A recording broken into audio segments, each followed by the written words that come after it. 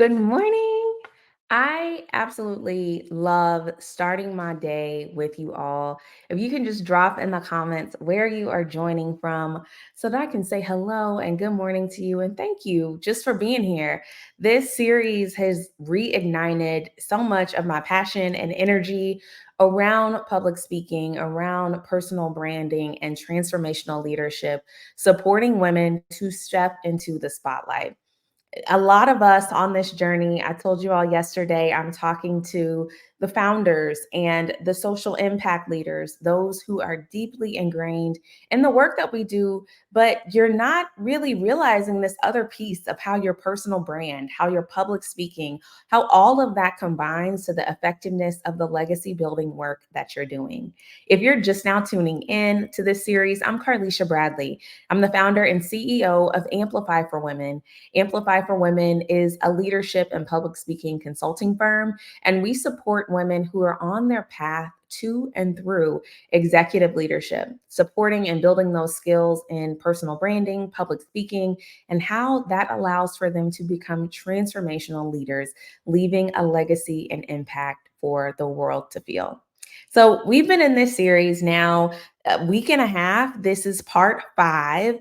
And today we're talking about the biggest myth and the number one proven greatest way to increase your income and your leadership. So, we're talking this week really about the ways in which we show up, the ways that we communicate. But today I'm going to take a step back and actually get pretty personal here because I have been getting your DMs and the comments and the messages that you all have been sending. And I've been loving the outreach, the replies to the emails. If you are not on the list to get the recordings and to get access to the resources from all of these sessions, please do so because I'm sending out emails to that community every night and allowing for them to reply back with their thoughts on the resources and get feedback from me. So you definitely want to be a part of that. But in those conversations, I had to pause and address this video. I've been having a lot of side conversations about this one thing that oftentimes holds us back.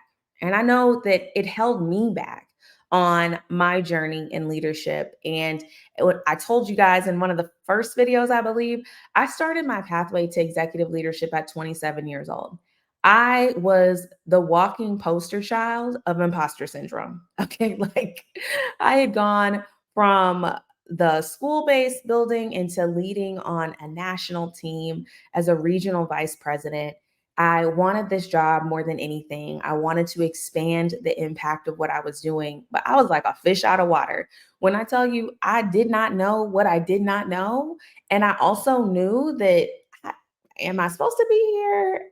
Am I the right person? There was so much that was going on in my head that it made me hungry to look for a blueprint. Like I needed to know what was someone else's steps. And if I looked at the map of my career journey and I realized, ooh, I skipped that step because I did skip a step. I mean, I have this wild journey in education. I've served as a teacher, I've served as an administrator. I was never a school principal. Then I moved into being a charter school executive director, a regional vice president, opening schools, working with boards. But I skipped this step. I skipped this step that a lot of leaders had. But honestly, when I grew on my journey, when I really mastered my mindset, mastered my message, was able to voice my value, and I created and crafted the ways in which my journey and my transferable skills actually served me in ways that other leaders were not able to showcase because I had a different lens on the work. Now, I'm also a smart leader who would hire for the skills that I did not have and influence teams, but it took me a while to get there. I was really stuck in this fact that my blueprint did not look like everyone else's. I was asking myself, do I need to go back and make sure that I check this box? Like, what do I need to do to feel qualified? You might be sitting in that spot right where I am. You know you want to get to the next level. You have aspirations of leading the organization, or you're a new founder and you're feeling like, yeah, this was great when I was a solopreneur and I could just stay behind the scenes. But now that I'm birthing this gift into the world and needing to come out and to talk about it, am I qualified? Am I the right person? Can I do this?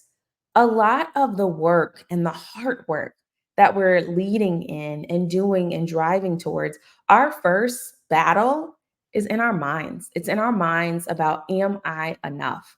And I just wanted to pause a lot of the advice that I've been giving out and the tactics and the technical skills to speak to your heart and to speak to your mind and to share with you that all you have is all you need. And I say that in this space of honoring your lived experience, honoring your journeys, honoring your proximity to the problems and the challenges that you're solving. There's so much of the world that tells us you need to go get another degree, you've got to get another certificate. There's this other step that you're going to need to get to that next level. But when you really sit there and honor the work that you've done, honor the person that you are, honor your lived experience, realize that no, I am enough. And it was until I turned on that light bulb and switch that I realized, well, had I gone back and taken those other steps and made my career path look like everyone else's, I would not be approaching the work with the lens that I do and the level of innovation and the ability to see past the way that it has been done to think about what is possible.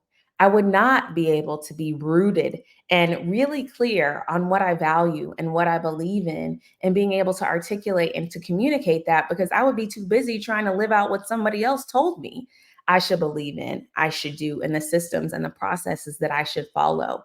The more that we're able to stand rooted in understanding and belief in who we are, the ways in which you show up, the ways in which you communicate, that is when the world is able to receive your gift. And many women, especially leading in these spaces, we remain stuck in what we think it's supposed to look like and what someone else told us we were supposed to do to get to the next level. And today, we're throwing that out the window. I have seen and worked with women who had more degrees than a thermometer. Okay. They were degreed up and still felt, am I ready? Am I the person for this? And we think that those things are going to give us the confidence and the clarity and the ability to move forward, but really what we're doing is asking for permission. You're asking for permission from society, you're asking for validation from someone else, from another path and another system. And I am a huge proponent of higher education, of continuous learning. I'm always, learning and growing, but I'm not doing it to prove to myself that I'm able or that I'm ready or that I am capable. I'm doing it because I want to grow, learn and improve for what I'm approaching in the work, right? But it is not to validate who I am or that I deserve a seat at the table. And as we talk today, about demystifying this perception that in order to be successful, you have to follow someone else's blueprint. A lot of times, especially for me as a Black woman in leadership, that blueprint of what success looked like, it was not made with me in mind. It was not thinking about the authenticity or my lived experiences or how I show up in spaces. And if I continued on my path to follow that blueprint, I would not be where I am today. It took a pivotal shift in my leadership and really almost a breaking point for me to show up authentically. The stress and the pressure of sitting at tables, especially in higher positions of leadership, wondering, well, if I say this, what happens? If I do this, well, how will they react? Am I the right person to elevate my voice? When I became rooted in understanding that my story matters, my lived experience matters. Me being a Black woman in a predominantly white space with cultural perspective, it matters. And if I choose not to raise my voice, if I choose not to speak, if I choose not to step on that stage, if I choose not to show up as a thought leader, the world is missing out on change, on the possible spark of ideology to shift the ways in which we're operating.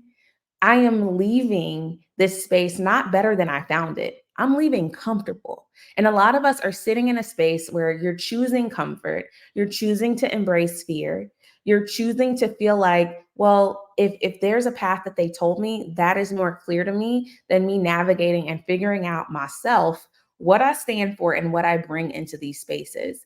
And it's a myth. It is a huge myth. You will sit there stuck in cycles. There are years that I was stuck in those cycles that I asked myself, well, how much more would I have accomplished if I chose to master my mindset sooner? And so if this is speaking to you, if you don't want to comment about it, shoot me a DM. Like let's talk through this because there is so much more untapped potential that is waiting behind those limitations that you are placing on yourself. And so as we talk about, the gap and what's missing is you feeling like there's this blueprint, the vehicle that's going to get you to this next level, the level that I'm talking about is promising advice for income generation, for enhanced leadership. It is public speaking. It is sharing your thoughts, ideas, and opinions publicly. And yesterday we talked about how 70% of y'all are like, that is not for me. Most people have a fear of public speaking. And if that is you, you are not alone. You're not alone with this. But there is this other side of the power of public speaking and how it allows for people to connect with you, for people to know who you are, for you to influence change and to use storytelling to drive people to action. It is a critical component of transformational leadership. And when I support clients and when you work with Amplify for Women, we utilize a 4P framework. So for those of you who are like, girl, you're talking about a signature story, and I don't even know where to start in putting this together. We have a framework I utilize when I'm doing a 2-minute pitch that I can utilize all the way up to a 90-minute keynote. I have literally used this framework to speak for 90 minutes. And additionally, with that, we go on this journey where in our Elevate cohort, I support women and mastering your mindset. A lot of the things that we're talking about the blueprint, about following someone else's path, we get to the heart of mastering our mindset and understanding our values and how we're going to show up in this space, because that's essential for us to then master your message, voice your value, and to present with power. We go on a journey, a 6-part series that allows for you to grow and to transform your leadership, to show up with executive presence, with confidence, with clarity, and to be able to speak about yourself and also elevate the work that you're leading and you're doing to lead for change.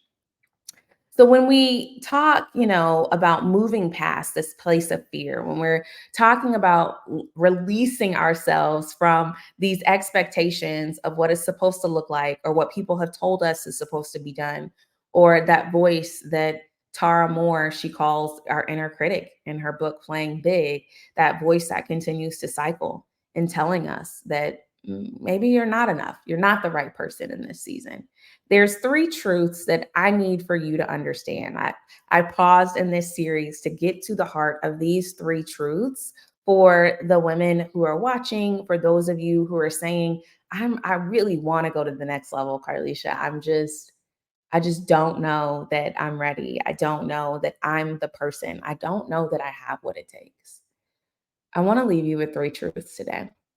The first one is that your experiences, your stories, and your insights, they matter. They matter. And people will glean from your journey. We are missing out on so much because there are people who are choosing not to share their story. And many times, even when I first started, I'm like, people aren't going to care to know about me. They want to get to the heart of like, what are the facts? What is the data? What's the bottom line? No, contrary to our belief that people aren't worried about us or want to know, people want to connect with you. They want to understand you. You have so much to offer.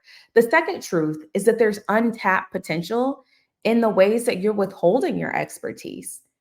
Many of the things that you're doing on the day to day, you're like, oh, this is normal. Everybody knows how to do this. But everybody doesn't. There are so many gifts about what you have to offer that you have just been holding on to, assuming that it's not worth sharing with the world. You stepping on stage, you finding your thought leadership and voice to begin showing up on live video or posting on LinkedIn. There's expertise that you uniquely have to offer. And my last truth that I hope that you embrace and that you fully take advantage of in this next chapter of your leadership is that you have what it takes to be a public speaker. You have what it takes. You have the passion, you have the conviction, you have the expertise. You just need support in packaging that story and getting yourself onto the stage. But you have what it takes because your lived experience matters, your passion, your expertise, the thought leadership that you have. It's time to bet and believe in yourself. Bet on you, believe in yourself, and let's go to the next level. So, if you want support on this journey, getting to that next level, if you're interested in learning more about the Elevate cohort, you can comment the word Elevate or you can shoot me a DM and we can start talking, hop on a call to see if this is the right fit for you. I can't wait to see you guys back tomorrow. Tomorrow is the last video for this week, but our series is a 9-part series. And so I'll be back the following week to finish us out. If you've missed the other videos, you can sign up at the link that is in the caption so that you can have access to all of the recordings and all of the resources that I've been sharing. But tomorrow we are going to close out our public speaking week with a bang. And I'm going to be talking to you about how you need to throw out your script. Throw it out. Throw out your script for public speaking. And I'm going to tell you what you need to use instead. All right, y'all. See you tomorrow. Same time, same place. I cannot wait to see you there. Bye.